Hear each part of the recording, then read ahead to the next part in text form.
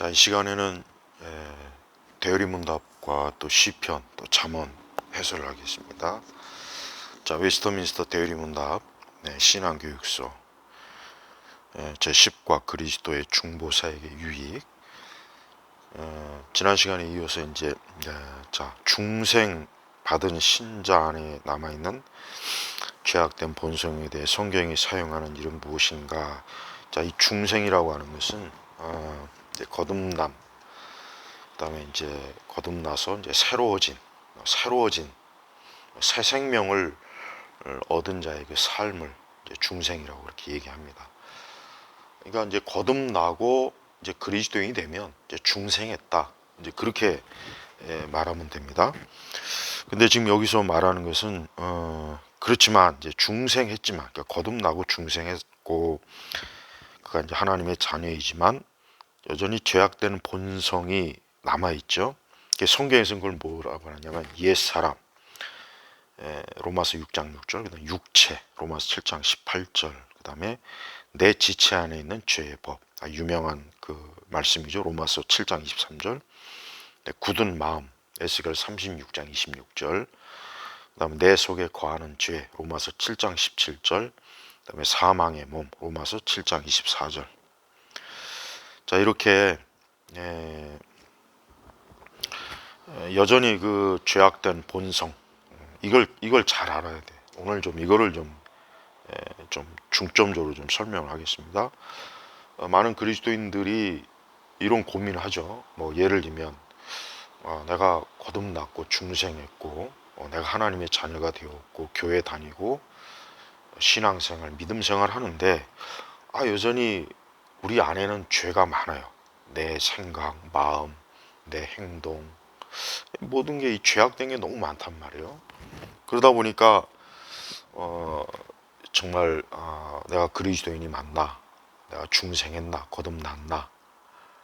사실 그런데 뭐 오늘 뭐 교회를 다니는 복음주의권, 그 많은 뭐 여기서 복음주의권이라고 굳이 거기만 제한할 것이 아니라 우리 시대 우리 개신교도들의 신앙생활 하는 사람들이 뭐 사실 중생이나 거듭남에 대해서 거의 관심이 없죠. 그런 것들을 또 자세하게 설명도 안 하잖아요. 근데 사실 이게 중요한 건데. 근데 이제 교회를 다니면서 이런 자신의 어떤 죄악된 본성이 남아 있다. 아까 얘기했지만 옛사람, 뭐 육체. 이게 왜 그러느냐? 우리가 아직 육체에 거하기 때문에, 우리가 지금 현 육신 안에 거하잖아. 그러니까 육신 안에 거하는 이상은 우리가 거듭나고 중생해도 여전히 죄악된 본성을 가지고 있는 거예요. 그러니까 그게 잘못된 거거나 이상한 게 아니라 그게 정상입니다. 그래서 그리스도인은 혹시 이제 완전주의, 기독교 역사에서 보면은 완전주의를 추구하는 신앙의 한 종파가 여러 종파가 있긴 한데, 완전주의는 그건 잘못된 거죠. 성경에서 그리스도인을 완전주의로 설명하는 말씀이 전혀 없어요. 오히려 우리 안에 죄, 나의 그 부패한 죄에 대해서 깊이 각성하고 깨닫고 내가 이렇게 큰 죄를 졌구나. 그래서 아까 얘기했지만 육체, 또 혈과 육, 그러니까 이런 표현이 뭐냐면 그냥 물리적인 육체 뭐 그런 거를 얘기하자는 것이 아니라 여전히 우리가 이 다음에 하나님 나라에 들어가서 아직 영화롭게 된 존재가 아니고, 자, 그리스도인일지라도 몸이 아프고 병이 들고 사고 나고, 또 우리 그리스도인일지라도 똑같아요. 믿지 않는 사람들과 똑같이 우리 육체의 어떤 질병이나 사고나 또 뭐 우리도 피곤하고 배고프고 뭐 다 똑같죠. 마찬가지예요. 그러니까 성도들은 내가 믿음 생활하고 하나님을 섬기지만 여전히 내 안에는 이런 죄성이 있구나.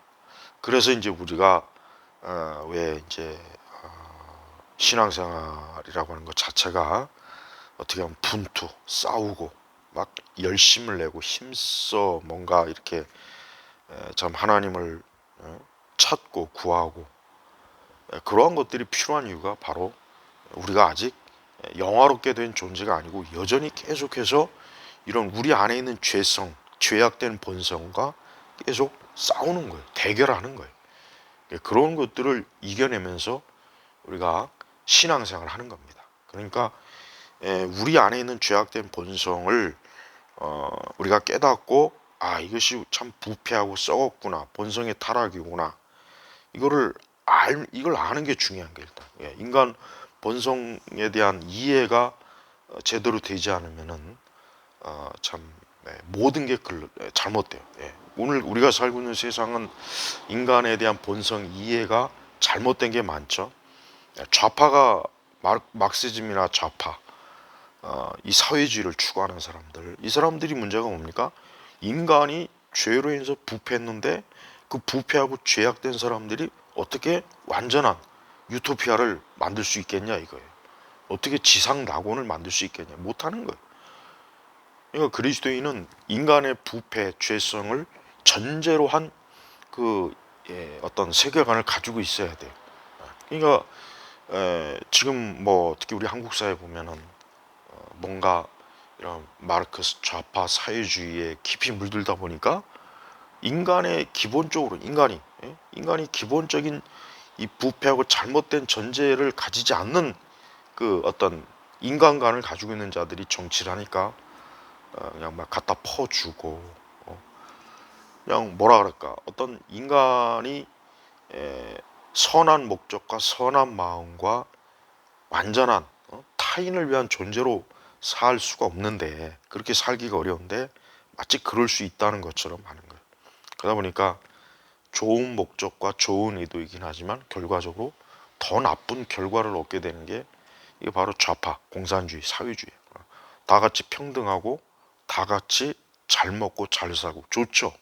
그걸 누가 싫어할 사람이 누가 있겠습니까? 그러나 개인의 능력 차가 있고 또 자라는 환경, 여건, 개인의 차이가 있는 거예요.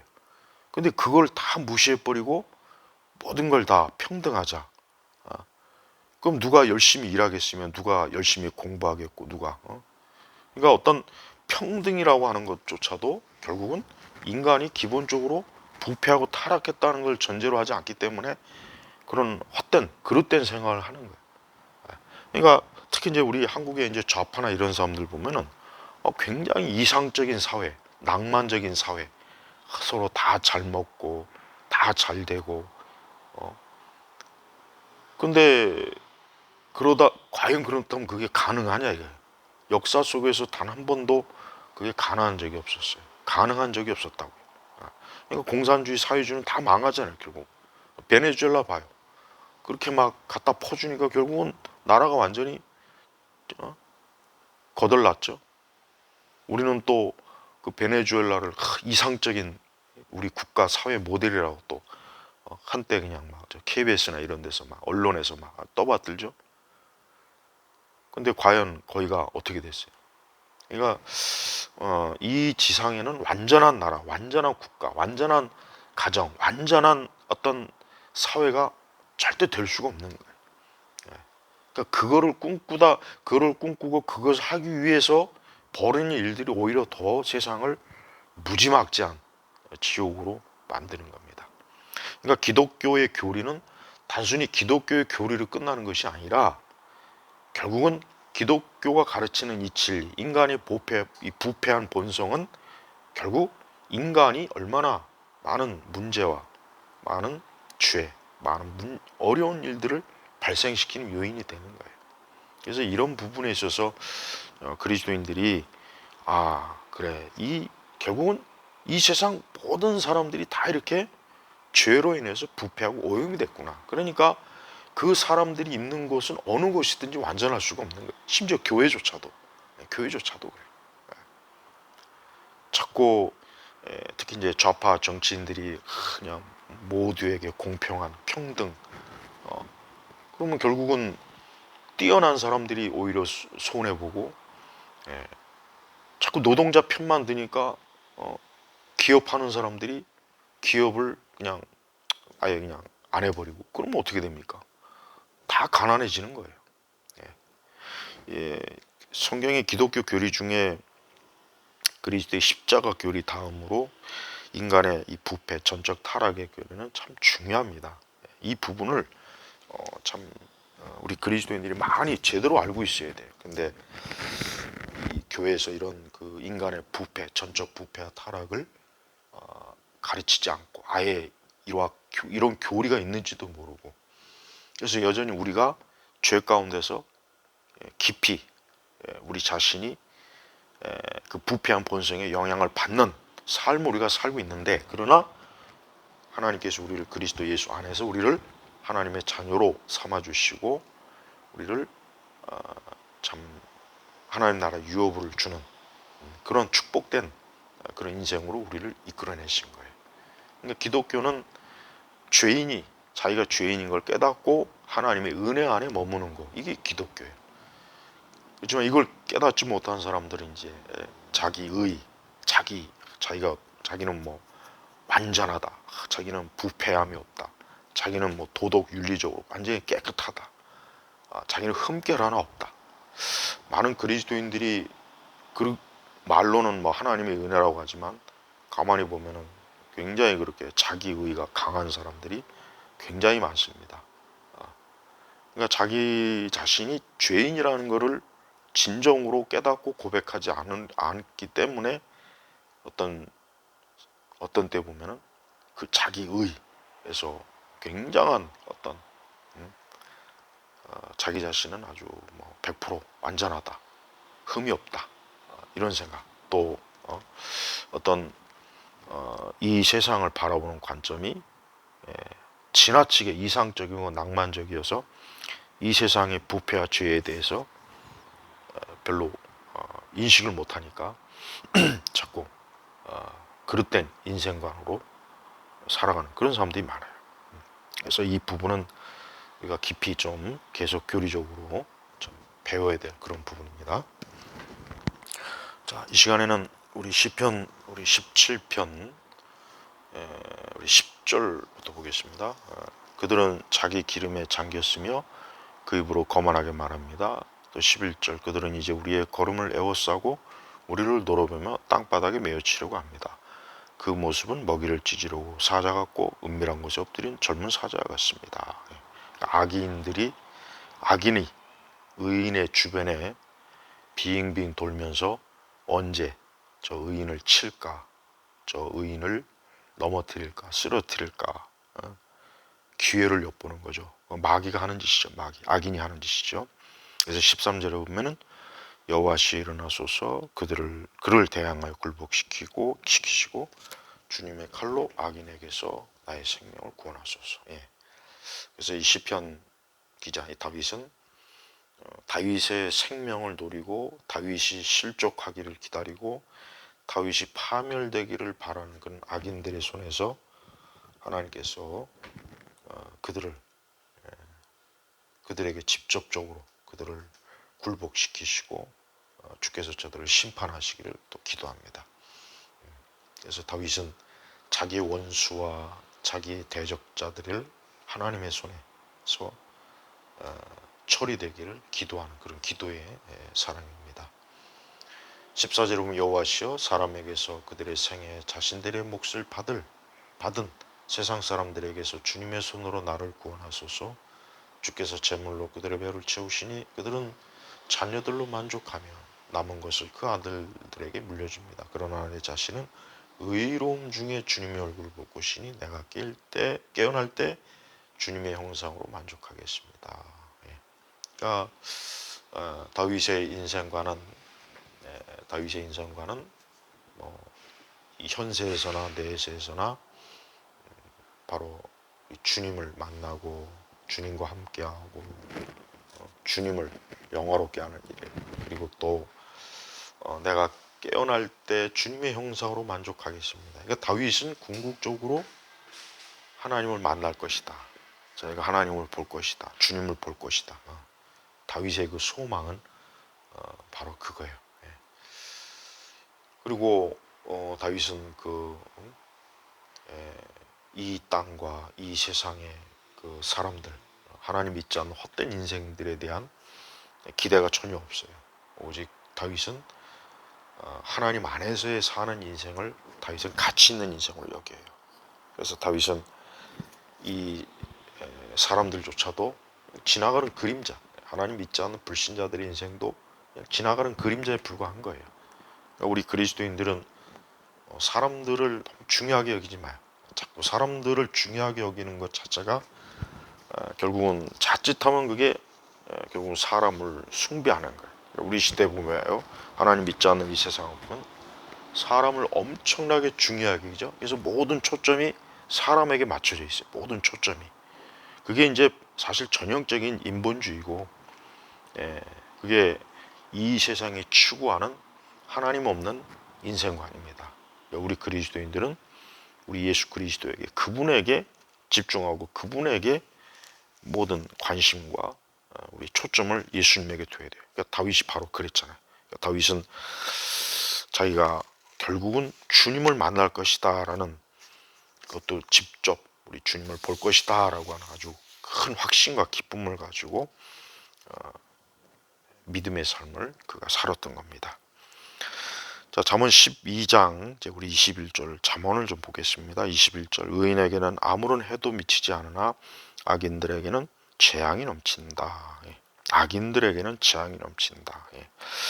하나님의 그 심판은 악인들에게 반드시 언젠가는 미친다. 악인이 지금 뭐 잘 먹고 잘 살고 부유하고 뭐 만사가 형통하고 뭐 굉장히 막 번성할 것 같지만, 하나님께서는 결국은 악인에게는 재앙을 내린다. 그들을 멸망시킨다 하는 겁니다. 그러나 의인에게는 아무런 해도 미치지 않는, 그러니까 의인은, 하나님의 자녀는 하나님이 보호하신다 이러는 거예요. 하나님 보호하신다. 그래서 항상 악인의 결말은 결국 멸망입니다. 22절, 여호와께서는 거짓된 입술을 미워하시나 신실한 사람들을 기뻐하신다. 신실하다는 것은 변함이 없다는 겁니다. 신실하다는 것은 변함이 없다는 거예요. 좋을 때나 나쁠 때나 안 좋을 때나 환난일 때나 형통할 때나, 그게 바로 신실한, 믿을만하다는 거예요. 믿음. 그러나 이 거짓된 입술은 뭐예요? 이것은 때와 상황에 따라서 바뀌는 사람, 때와 상황에 따라서 언제나 뱀의 혀를 가지고 있는 사람들은 때와 상황에 따라서 바뀌어요. 자기 좋을 때는 좋고 자기 나쁠 때는 또 교활함과 악한 본성을 또 드러내요. 그러니까 하나님은 그런 사람들을 미워하는 거예요. 그러니까 우리가 이제 참된 그리스도인은 항상 제일 중요한 게 신실한 거예요. 어느 때든지 항상 하나님 앞에서, 주님 앞에서 변함이 없는 거예요. 일관성 있게. 우리가 내가 뭐 좋든 나쁘든, 내 상황이 좋다 나쁘다, 여기에 따라서 변한다면 어느 누가 과연 믿음을 제대로 가지고 하나님 믿겠습니까? 우리 예수님은 보면 한결같죠. 우리 예수님은 한결같이 항상 변함이 없어요. 우리 예수님의 그 사복음서의 생애를 보면은 예수님은 변함이 없는 거예요. 그분은 뭐 고난의 때든 뭐 많은 사람들이 예수님을 막 높이고 막 예수님을 막 예수님이 많은 사람들이 막 그냥 추앙하고, 그래도 우리 예수님은 뭐 그런 거에 이렇게 신경 쓰지 않아요. 오직 하늘 계신 하나님 아버지, 그분의 뜻을 이루기 위해서 그분은 공생애를 하는 거예요. 그러니까 우리 예수님은 일관돼요. 예수님의 시작과 끝은 항상 하나 변함이 없어요. 우리 성도들도 매사에 변함이 없는, 우리 사실 그리스도인들도 보면은 상황과 어떤 이런 상태에 따라서 얼마나 감정 기복도 심하죠. 뭐 믿음도 오르락내리락 하죠. 뭐 또 뭐 어떨 땐 은혜가 된다, 어떨 땐 뭐 은혜가 또 안 된다. 뭐 얼마나 이 변동이 많잖아요. 그게 이제 신실함의 부족함입니다.